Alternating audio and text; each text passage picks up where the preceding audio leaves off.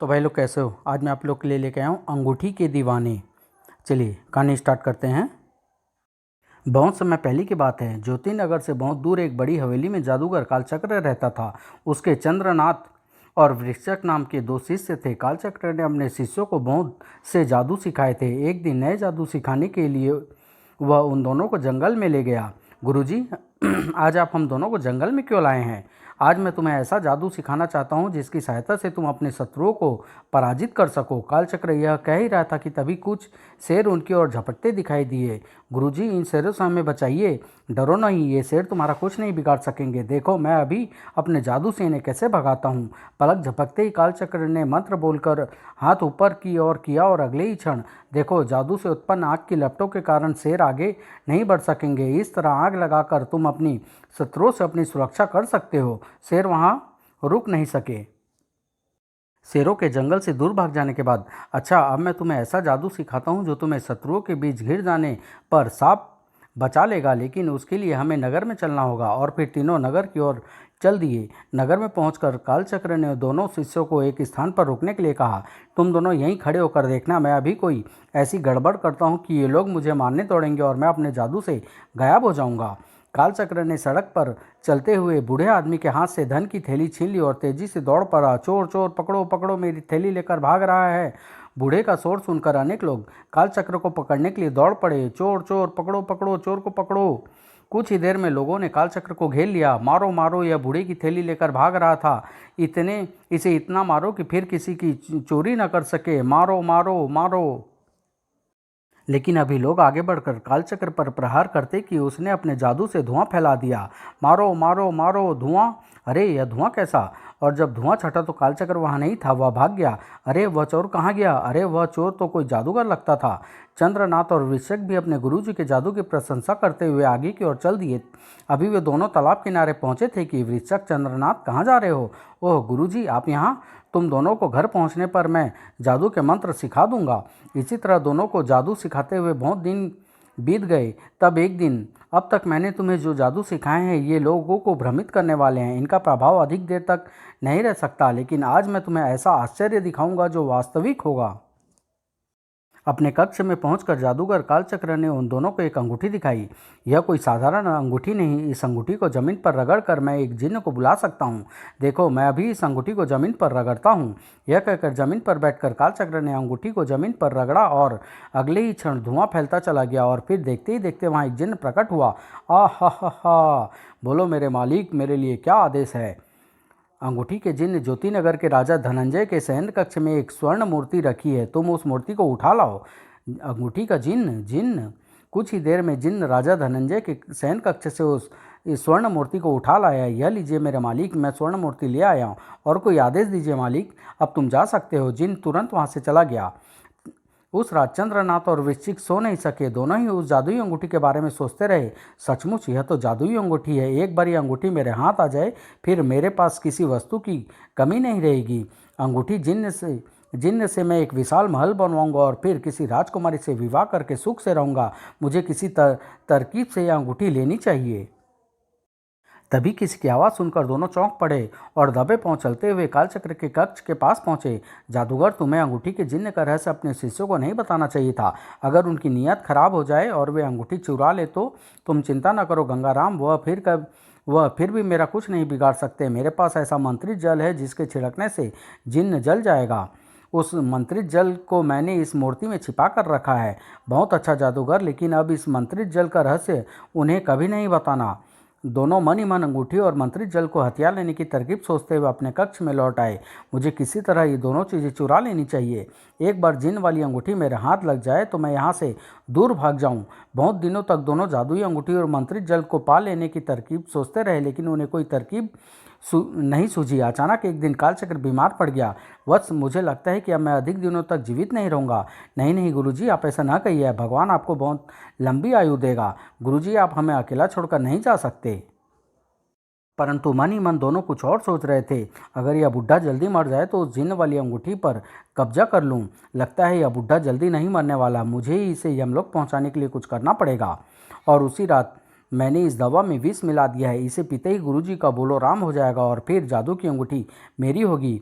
विष मिली दवा लेकर कालचक्र के पास पहुंचा। मैं आपके लिए बहुत बड़े वैद्यराज से दवा लाया हूं, इसे पीते ही आप ठीक हो जाएंगे। मुझे तो किसी दवा से ठीक होने की आशा नहीं है, तुम जिद करते हो तो मैं दवा पी लेता हूँ। कालचक्र दवा पीकर बिस्तर पर लेट गया। उधर चंद्रनाथ किसी दूसरी योजना में लगा हुआ था। अब मैं उस बीमार बुढ़े को की मरने की अधिक प्रतीक्षा नहीं कर सकता। मैं आज रात ही उसकी हत्या करके अंगूठी प्राप्त कर लूँगा। और फिर कालचक्र के कमरे के पास पहुंचकर उसने भीतर की ओर देखा।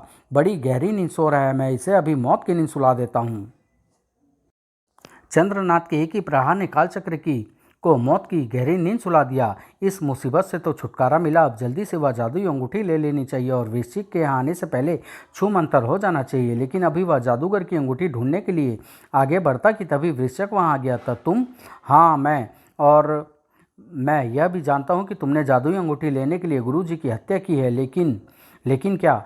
लेकिन तुम उस अंगूठी को नहीं ले सकते, क्योंकि तुम नहीं जानते गुरुजी को विष देकर मैं पहले ही मार चुका था। इसलिए अंगूठी पर मेरा अधिकार होगा। नहीं, अंगूठी पर उसी का अधिकार होगा जो उसे पहले ढूंढ लेगा। और फिर दोनों जादूगर कालचक्र के कक्ष में उस जादुई अंगूठी को ढूंढने लगे। ओह, यहाँ भी नहीं है। पता नहीं जादूगर ने उसे कहाँ छिपा कर रखा है। अंगूठी जल्दी से मुझे ही मिलनी चाहिए, नहीं तो सब किए धरे पर पानी फिर जाएगा। आखिर कुछ देर बाद वृश्चिक को अंगूठी मिल ही गई। आह हा हा, अंगूठी मिल गई। अब कोई मुझसे अधिक शक्तिशाली नहीं बन सकता। लेकिन अगले ही क्षण चंद्रनाथ उस पर झपट पड़ा। धड़ाक! ओह! चंद्रनाथ के पास रखी हुई तलवार उठाई तो वृश्चिक ने दीवार से तलवार खींच ली। खन खन खनाक खन खन। कोई किसी से हार मानने को तैयार नहीं था। तभी चंद्रनाथ ने एक भरपूर वार से वृश्चिक के हाथ से तलवार छूट गई। ओह, अब तुम्हारी जिंदगी और अंगूठी दोनों मेरे हाथ में है। बोलो, क्या अब भी तुम अंगूठी लोगे? नहीं नहीं, मुझे अंगूठी नहीं चाहिए, मुझे जिंदगी चाहिए। मुझे छोड़ दो, मुझे जाने दो। आह हा हा हा। जाओ, मैंने तुम्हें जीवन दिया, भाग जाओ और फिर कभी मेरे सामने नहीं आना। लेकिन अभी चंद्रनाथ पीछे मुड़कर उस जादुई अंगूठी को उठाने के लिए आगे बढ़ता कि वृश्चिक पलक झपकते ही तोता बनकर अंगूठी पर झपटा। अरे! और उसे चोंच में दबा उसकी आंखों से ओझल होता चला गया। वृश्चिक, मैं तुम्हें जादुई अंगूठी नहीं ले जाने दूंगा। मैं तुझे मार कर अंगूठी छीन लूंगा। अगले ही पल चंद्रनाथ ने अपने आप को बाज के रूप में परिवर्तित किया और तोते के पीछे उड़ चला। जल्दी ही वह वृश्चिक के पास पहुंच गया। बाज बने चंद्रनाथ ने तोते को अपने पंजे में जकड़ लेना चाहा, लेकिन वृश्चिक तुरंत तोते से शेर में परिवर्तित हो गया। ओह, यह वृश्चिक शेर बन गया। अब मैं हाथी बनकर अभी इसका काम तमाम करता हूँ। अगले ही पल चंद्रनाथ ने अपने आप को हाथी में परिवर्तित कर लिया। चंद्रनाथ से बचने के लिए वृश्चिक तीव्र गति से भाग निकला। ओह, यह अंगूठी लेकर भाग रहा है, मुझे और तेज दौड़ना चाहिए। कुछ ही देर में वृश्चिक चंद्रनाथ से बहुत दूर निकल चुका था। चंद्रनाथ के यहाँ आने से पहले मुझे अपने वास्तविक रूप में परिवर्तित होकर इस गुफा में छिप जाना चाहिए। वृश्चिक के गुफा में छिपने के कुछ देर बाद ही चंद्रनाथ वहां पहुंच गया। यहाँ भी नहीं है, पता नहीं वह दुष्ट कहाँ छिप गया है। चंद्रनाथ इधर उधर देखने लगा। तभी जमीन पर किसी मनुष्य के पद चिन्ह देखकर वह चौंक पड़ा। ओह, किसी मनुष्य के पांव के निशान! इसका मतलब वृश्चिक अपने वास्तविक रूप में आ चुका है। फिर अवश्य ही वह इस गुफा में छिपा होगा। तुरंत ही चंद्रनाथ ने अपने को वास्तविक रूप में परिवर्तित कर लिया। अब मैं इस गुफा को मुंह इस चट्टान से बंद करके उसके भूख प्यास से मरने की प्रतीक्षा करूंगा। लेकिन उसे प्रतीक्षा करने की अधिक देर नहीं हुई थी कि वृश्चिक ने अपनी जादुई शक्ति से चट्टान को तोड़ दिया। धड़ाम! वृश्चिक गुफा से बाहर निकला तो चंद्रनाथ उस पर टूट पड़ा। मैं तुझे अंगूठी लेकर नहीं भागने दूंगा। आह, मेरे पास जादुई अंगूठी है। मैं अंगूठी के जिन्न को बुलाकर तुम्हारी हत्या करा दूंगा। तुम भूल रहे हो वृश्चिक, तुम इस अंगूठी के जिन्न से मेरा बाल भी बांका नहीं कर सकते, क्योंकि मंत्रित जल मेरे पास है। इसको छिड़कने से जिन्न मेरे पास भी नहीं आ सकेगा। ओह, सच में चंद्रनाथ को हानि नहीं पहुंचा सकूंगा और अब इससे बचने का एक ही तरीका है कि मैं यहाँ से किसी तरह भाग निकलूं। यह सोचते ही वृश्चिक ने अपने जादुई शक्ति से अपने आसपास धुआं फैला दिया और जब धुआं छटा तो वहाँ से वृश्चिक गायब हो चुका था। ओह, आखिर वह अंगूठी लेकर गायब हो ही गया। लेकिन वह मुझसे बचकर जाएगा कहाँ? मैं उसे पाताल लोक से भी ढूंढ लाऊंगा। उधर वृश्चिक भागकर एक जंगल में पहुंचा और एक बड़े से वृक्ष की खोखल में उसने अंगूठी को छिपा दिया। यहाँ पर अंगूठी सुरक्षित रहेगी। कुछ दिनों बाद मैं इसे निकाल कर ले जाऊँगा। और वृश्चिक वहाँ से गायब हो गया। लेकिन वृश्चिक नहीं जानता था कि उसे कोई खोखल में अंगूठी छिपाते देख चुका है। उसके जाते ही वह युवक रणधीर उस वृक्ष के पास पहुंचा। इस आदमी ने यहाँ पर कुछ छिपाया लगता है, अवश्य ही उसने धन छिपाया होगा। वह खोखल में हाथ डालकर ढूंढने लगा। तभी उसके हाथ में अंगूठी टकराई और उसने तुरंत बाहर निकाल कर देखा। अरे, सोने की अंगूठी! रणधीर ने एक बार इधर उधर देखा, फिर अपने गांव की ओर दौड़ पड़ा। माँ यह सोने की अंगूठी देखेगी तो बहुत खुश होगी और इसे बेचकर हम धनी बन जाएंगे। तेजी से दौड़ता हुआ रणधीर कुछ देर में अपने घर पहुंच गया। उसने अपनी माँ को अंगूठी दिखाई। माँ माँ देखो, मुझे जंगल में एक पेड़ की खोखल में यह सोने की अंगूठी मिली है। अरे सोने की अंगूठी!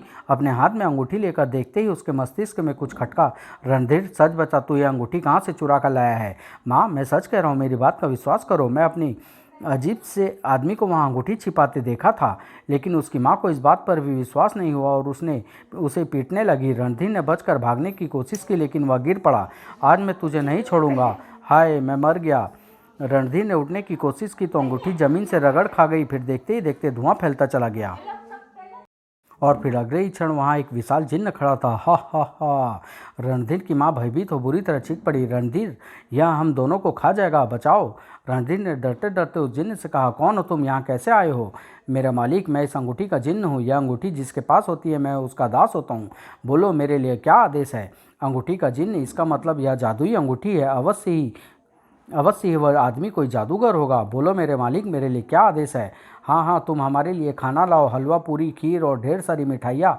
आज हम भरपेट खाना चाहते हैं। अभी लाया मालिक। कुछ ही देर में जिन्न ने वहाँ तरह तरह के पकवानों को ढेर लगा दिया। बोलो मेरे मालिक, और क्या चाहिए? और कुछ नहीं, अब तुम जाओ, अब मैं आराम से खाना चाहता हूँ। जिन्न तुरंत वहाँ से चला गया। दोनों जल्दी जल्दी पकवान खाने लगे। आहा, बहुत स्वादिष्ट है, ऐसा भोजन तो मैंने कभी नहीं खाया। बेटे, ऐसा खाना तो राजा महाराजा ही खा सकते हैं। कुछ दिनों बाद रणधीर क्यों न जिन्न को बुलाकर इस टूटे फूटे घर की जगह एक ऊंची हवेली बनवा लें। अभी लो माँ, मैं अभी उस जिन्न को बुलाकर ऊंची हवेली बना लेता हूँ। रणधीर ने जमीन पर अंगूठी को 3 बार रगड़ा तो जिन्न फिर प्रकट हो गया। जिन्न, हमारे लिए एक ऊंची हवेली बना दो, उसमें बहुत सा अनाज और धन भर दो। मालिक, आप एक बार आंख बंद करके खोलेंगे तो आपको ऊंची हवेली तैयार मिलेगी। पलक झपकते ही जिन्न ऊंची हवेली बनाकर चला गया। माँ माँ देखो, हम ऊंची हवेली में बैठे हैं। आहा, कितनी ऊंची हवेली है! अरे सचमुच इस जिन्न ने तो हमारी किस्मत ही बदल दी। अब मज़े से इस हवेली में रहेंगे। उधर वृश्चक की अंगूठी लेकर भाग जाने से चंद्रनाथ बहुत परेशान था। वह वृश्चक को नगर नगर ढूंढता फिर रहा था। एक दिन उसे किसी नगर में वृश्चक दिखाई दे गया। वृश्चक, अब तुम मेरे हाथों से बचकर नहीं जा सकते। तुम्हें वह जादुई अंगूठी लौटानी ही पड़ेगी, नहीं तो मैं तुम्हारे प्राण ले लूँगा। इतना कहते ही चंद्रनाथ ने वृश्चक को अपने हाथों पर उठाया और जोर से घुमाकर उछाल दिया। वृश्चक नीचे गिरते ही चीख पड़ा, मैं तुझे जिंदा नहीं छोड़ूंगा कमीने। आज मैं तुझसे अंगूठी लेकर ही रहूँगा। दोनों एक दूसरे से लड़ते लहूलुहान हो गए। सड़क पर भारी भीड़ एकत्रित हो चुकी थी। तभी उन्होंने कुछ सैनिकों को अपनी ओर आते हुए देखा। पकड़ो पकड़ो, इन बदमाशों को बंदी बनाकर महाराज के पास ले चलो। इनके पास आने से पहले हमें गायब हो जाना चाहिए। अगले ही पल दोनों धुआं फैला दिए। जब धुआं छटा तब वहाँ से दोनों गायब हो चुके थे। अरे दोनों कहाँ गए? अवश्य ही वे दोनों कोई जादूगर होंगे। अरे दोनों गायब हो गए, जादूगर! उधर वे दोनों जंगल में पहुंचे। सैनिक से बचकर भाग आए, लेकिन मेरे हाथ से बचकर नहीं जा सकोगे। तुम मुझे मार भी दोगे तो भी अंगूठी तुम्हें नहीं मिलेगी, क्योंकि अंगूठी मेरे पास है ही नहीं। तुम्हारे पास नहीं है तो फिर अंगूठी कहाँ है? ओह, यह तो मैं भी नहीं जानता। मैंने अंगूठी को एक वृक्ष की खोखल में छिपाया था और वहाँ से कोई चुरा कर ले गया। उस अंगूठी की चोरी करने वाला जिन्न की सहायता से बहुत धनी बन चुका होगा। हाँ, हमें ऐसे आदमी का पता करना होगा जो कुछ दिनों में अचानक बहुत धनी हो। और फिर दोनों अंगूठी चोर को ढूंढने निकल पड़े। अंगूठी चोर को ढूंढते हुए एक दिन वे दोनों रणधीर के गांव सूरजपुर में पहुंच गए। वृश्चक उस अंगूठी चोर को ढूंढते हुए कितने दिन बीत गए, लेकिन अभी तक उसका कुछ पता नहीं चला। हाँ, यही मैं भी सोच रहा हूँ, पता नहीं वह अंगूठी ले जाकर कहाँ छिपा है। बातें करते हुए दोनों कुएं के पास पहुँचे। मुझे तो बहुत जोर की प्यास लगी है, कुएं पर पानी पी लेते हैं। प्यास तो मुझे भी लग रही है, चलते चलते थक भी गया हूँ।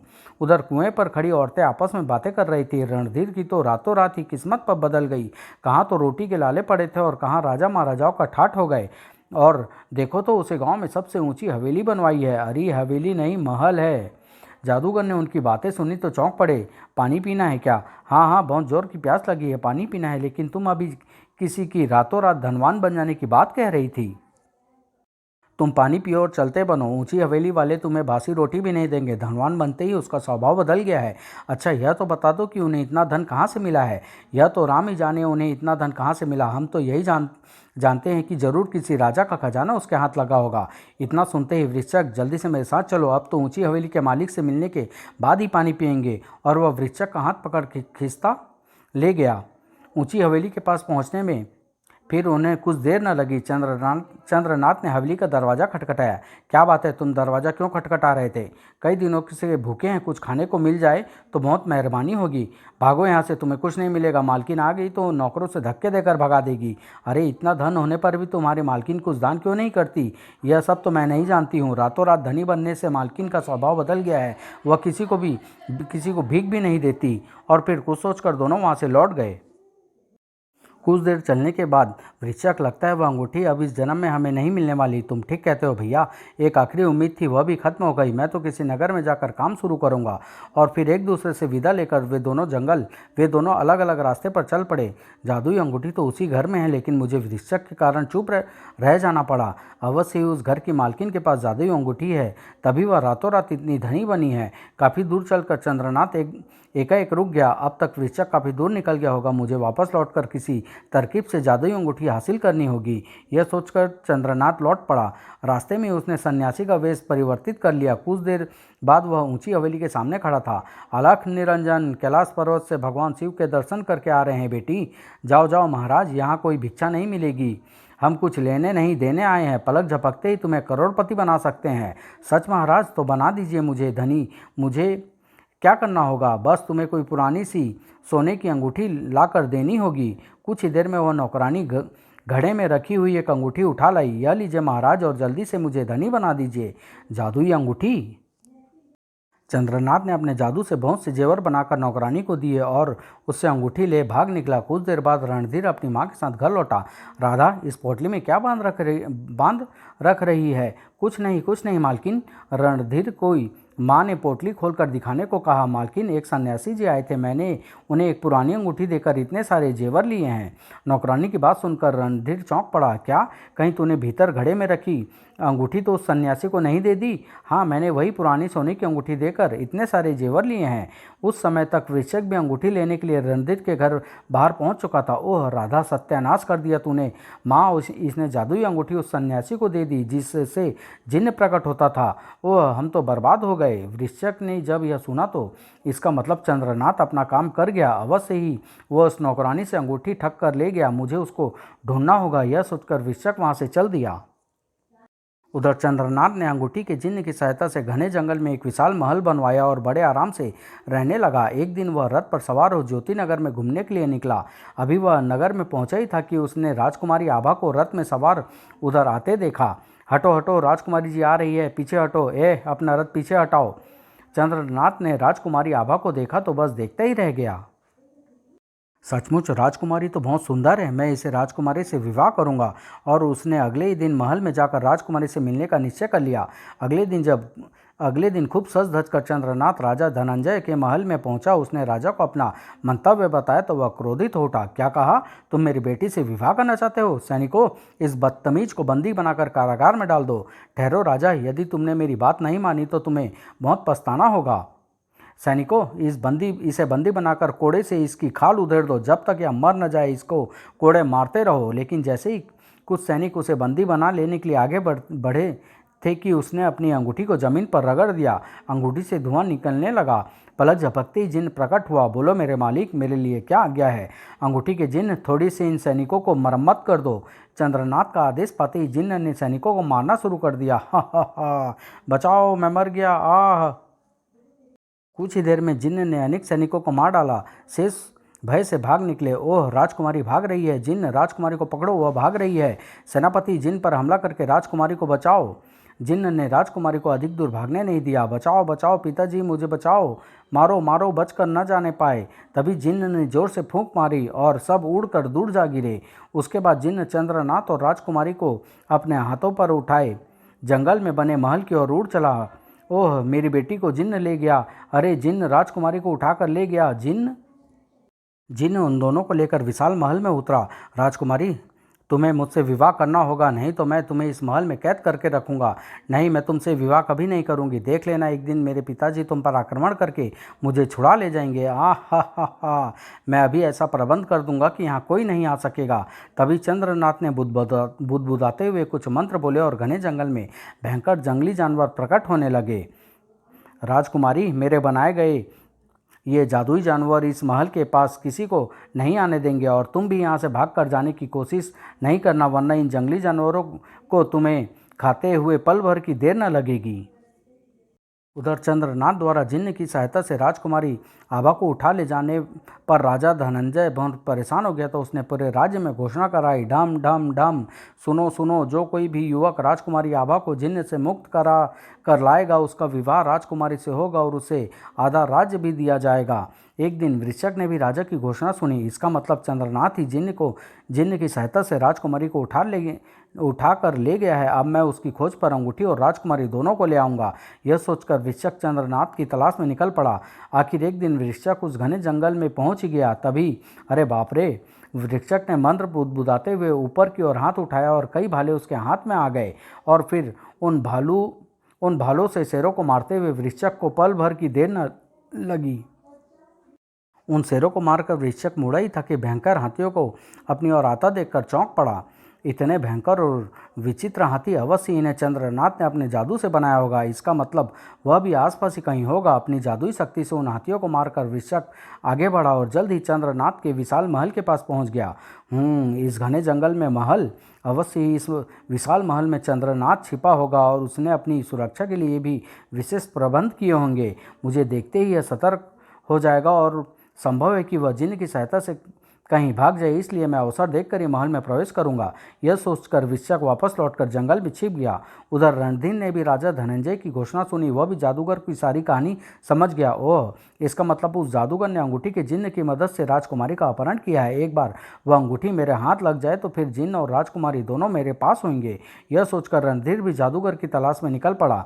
जादूगर की तलाश में एक दिन रणधीर भी उस घने जंगल में पहुंच गया। उसने महल में राजकुमारी को देखा तो चौंक पड़ा। राजकुमारी जी, मेरा नाम रणधीर है, मैं आपको लेने आया हूं, आप किसी तरह महल से बाहर आ जाओ। लेकिन मैं तुम्हारे साथ कैसे चल सकती हूँ? मुझे जादूगर ने इस महल में कैद कर रखा है। वह मुझसे विवाह करना चाहता है। राजकुमारी, जादूगर के पास एक जादुई अंगूठी है, किसी तरह जादूगर से उस अंगूठी को लेकर नीचे फेंक दो। नहीं, मैं उससे अंगूठी नहीं ले सकती, वह हर समय उसे पहने रहता है। राजकुमारी, आप उससे विवाह करने की बात कहें और फिर किसी बहाने से अंगूठी ले लें।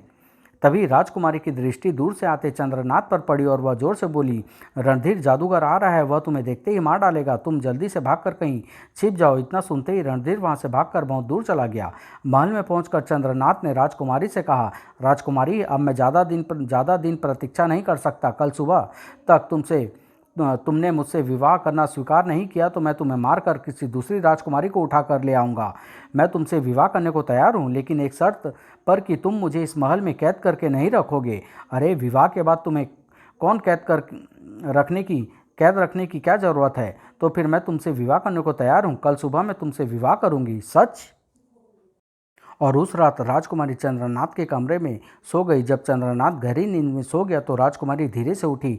जादूगर गहरी नींद में सो रहा है, ऐसे में मुझे जादुई अंगूठी उतार लेनी चाहिए, लेकिन कहीं जादूगर जाग गया तो वह मुझे अवश्य मार डालेगा। राजकुमारी आभा ने कुछ सोचा और फिर दीवार के साथ लटकी तलवार उठाकर उसने चंद्रनाथ की उंगलियों पर तीव्र प्रहार किया। खचाक! आह! राजकुमारी ने फर्श पर गिरी उंगली से अंगूठी निकाली और तेजी से बाहर की ओर दौड़ गई।